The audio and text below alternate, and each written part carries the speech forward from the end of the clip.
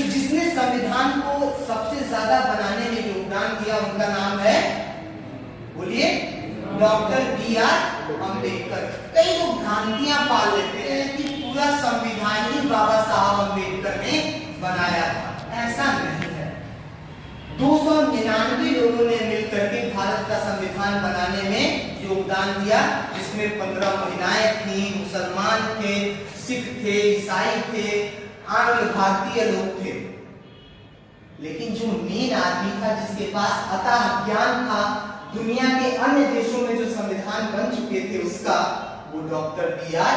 अम्बेडकर थे। अम्बेडकर गांधी के धूर्त विरोधी थे। वो कभी गांधी का समर्थन करते ही नहीं थे। कई मुद्दों पे उनका विवाद होता रहता था। लेकिन गांधी को पता था कि वो भले मेरा विरोध कर रहा है, लेकिन देश को अगर कोई बेहतर संविधान बना के दे सकता है तो बी.आर. अम्बेडकर की सोच दे सकती है।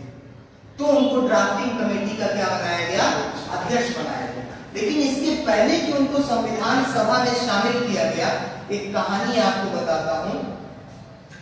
जब कैबिनेट मिशन आया 1946 में, और कैबिनेट मिशन ने कहा कि अब भारत को आजाद कर दिया जाएगा जल्द ही, और एक संविधान सभा बनाइए और मंत्री परिषद का गठन करिए, अंतरिम गवर्नमेंट का गठन करिए।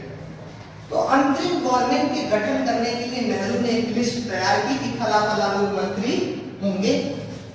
लेके बापू के पास गए और कहा कि बापू ये लिस्ट है और अंतरिम गवर्नमेंट में मैं इन लोगों को शामिल कर रहा हूँ। तो गांधी जी ने कहा कि इसमें अनुसूचित जाति जनजाति के लोगों का नाम नहीं है, महिलाओं वर्ग का प्रतिनिधित्व कम लग रहा है, और इसमें अम्बेडकर का नाम क्यों नहीं है नेहरू?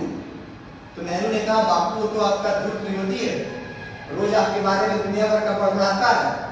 तो उन्होंने कहा बड़बड़ाता है, विरोध करता है, ये अलग पॉइंट है, लेकिन याद रखना नेहरू, अगर तुमने अम्बेडकर को छोड़ दिया तो तुम कितना भी बढ़िया संविधान बना लो, इस देश में उसको मानने वालों की अगर कमी हो गई तो वो संविधान बेकार हो जाएगा, और तुम अम्बेडकर के ज्ञान का फायदा अगर नहीं उठाए तो कभी भी तुम बेहतर संविधान नहीं बना पाओगे। तो फिर फाइनली उनको संविधान सभा में शामिल किया गया, और पूरे संविधान को कैसे सजाना है, संवारना है, ये काम किया गया ड्राफ्टिंग कमेटी को, जिसका लीडर कौन थे, बी.आर.